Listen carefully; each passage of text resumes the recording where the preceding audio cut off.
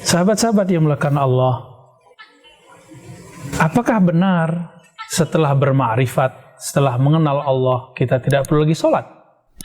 Kata orang tertentu, untuk apa sholat? Allah kan sudah ada dalam diri kita. Kalau sholatnya baru ruku sujud, itu belum sholat. Apakah betul demikian? Teman-teman yang melakukan Allah, bukankah Rasulullah atqan nas? Nabi itu orang a'rafun nas, paling bermakrifat. Dan kita tidak menemukan riwayat bahwa beliau meninggalkan sholat sampai hayat beliau. Sampai hayat beliau berakhir.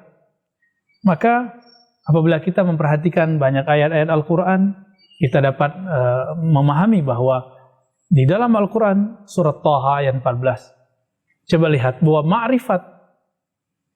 Bayangkan betapa besar pahala. Allah berfirman berkalam kepada Sayyidina Musa. Apa kata beliau? Innani anallah la ilaha illa ana. Sesungguhnya aku adalah Allah, tiada ilah, tiada yang berhak disembah kecuali aku. Di dalam Al-Quran surat Thaha ayat 14, coba lihat bahwa ma'rifat, akhir ma'rifat adalah sholat. Allah berfirman berkalam kepada Sayyidina Musa. Apa kata beliau? Innani anallah la ilaha illa ana. Sesungguhnya aku adalah Allah, tiada ilah, tiada yang berhak disembah kecuali aku. Dan di ujungnya Allah mengatakan, fa'budni, sembahlah aku, aqimis salata li dzikri, dirikanlah salat untuk mengenangku, mengingatku. Allah mengenalkan dirinya, sesungguhnya akulah Allah, sembahlah aku, lalu dirikan salat untuk mengingatku. Maka justru sebaliknya, ciri-ciri orang yang bermakrifat, dia mendirikan ubudiyah dan salat kepada Allah SWT. Berdasarkan surat Thaha ayat 14 ini, boleh kita istinbat, kita ambil satu makna. Apa maknanya? Salat adalah penghujung makrifat, sedangkan makrifat adalah awal dari salat. Maka siapa saja yang dia bermakrifat, pasti dia mendapatkan puncaknya, yaitu salat. Tapi tunggu dulu teman-teman, apakah salat kita salat orang-orang yang mengenal Allah, salat orang yang bermakrifat?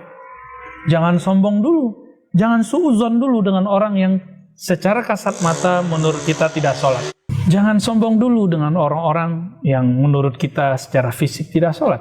Barangkali hatinya selalu berkoneksi kepada Allah, sedangkan kita sholatnya mungkin dahsyat, 5 waktu di masjid, tapi mulai dari takbir sampai assalamualaikum tidak pernah ingat Allah kecuali sesaat. Barangkali kita orangnya seperti itu. Maka jika kita melihat seseorang secara kasat mata tidak terlihat sholat di masjid bersama kita, belum tentu dia tidak sholat. Barangkali dia mengikuti manhaj khalwat Imam Ghazali. Imam Ghazali mengatakan, jika seseorang takut riya atau khawatir dengan kasaf-kasaf yang berbahaya, karena ada orang tertentu jika dia dibukakan mata batinnya oleh Allah, dia melihat manusia dengan karakternya. Jika karakternya karakter tamak, terlihat seperti babi.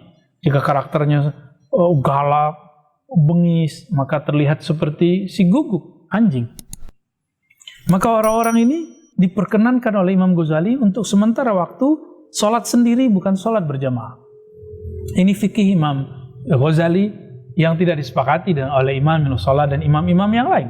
Imam Subuki juga menolak hal ini.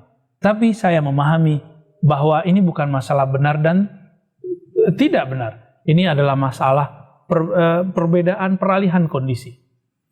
Maka jika kita melihat ada orang yang dianggap ahli ma'rifat, terlihat dalam kasat mata kita tidak sholat, belum tentu dia tidak sholat. Mungkin kita yang merasa sok sudah sholat. Maka teman-teman, mari kita gabungkan makna ayat tadi, bahwa surat Thaha tadi menyatakan Allah mengenalkan dirinya kepada Nabi Musa. Setelah mengenalkan dirinya, puncak dari pengenalan itu adalah beribadah lalu mendirikan sholat. Maka pengenalan ma'rifat tanpa ibadah dan sholat adalah kebatilan yang mutlak. Sebaliknya juga, orang-orang yang sholat tapi tidak mengenal Allah, itu sholatnya juga tidak bermakna, mardud indallah, tidak diterima di sisi Allah SWT. Maka kita menuduh diri kita, jangan-jangan sholatku belum khusyuk. Tidak sibuk memandang orang lain, menjadi juri orang lain. Lalu bagaimana dengan orang-orang yang dia sholat karena mungkin kata dia di ahli ma'rifat, lalu dia sholat cuma beberapa waktu, mungkin hanya 3 waktu atau 2 waktu atau sewaktu saja. Orang seperti ini wilayahnya berbeda. Ini tidak termasuk kepada wilayah ma'rifat. Ini adalah perbedaan fikih. Fikih antara Ahlus Sunnah dengan kelompok Syiah Imamiyah. Mereka memang berbeda dalam waktu sholat dengan kita. Mereka mengambil zahir ayat yang ada dalam Al-Quran, aqimis sholata liduluki syamsi, sampai akhir ayat, dirikanlah sholat ketika matahari mulai menyingsing, yaitu zuhur dan asar. Ya.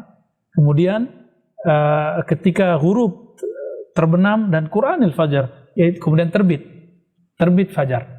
Disebutkan di sana cuma 3 waktu. Di ayat yang lain disebut tarafain nahar wa zulafan minal lail. 2 ujung siang, awal dan akhir siang. Kemudian zulafan artinya waktu yang dekat dari malam. Maksudnya maghrib dan isya.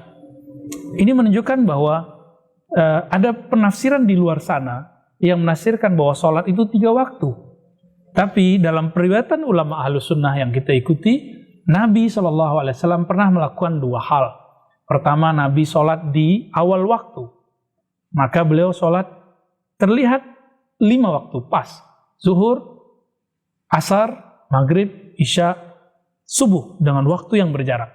Tapi di riwayat berikutnya, Sayyidina Jibril mengajarkan kepada Nabi agar sholat di ujung waktu zuhur, di awal waktu asar, di ujung waktu maghrib, di awal waktu isya, dan di ujung waktu subuh. Sehingga terkesan yang disebut dengan jamak suri, terkumpul secara zahir, tapi sebenarnya waktunya tetap 5. Seakan-akan waktunya 3. Inilah kemudian yang diabadikan dalam sholat rukhsah yang kita sebut dengan sholat jamak. Maka teman-teman yang melakukan Allah, betulkah ada sholat yang 3 waktu, 2 waktu menunjukkan orang itu berma'rifat? Tidak. Ini adalah perbedaan fikih. Kembali ke permasalahan pertama, berma'rifat adalah awal dari mendirikan sholat. Mendirikan sholat adalah puncak dari ketinggian ma'rifat. Wassalamualaikum warahmatullahi wabarakatuh.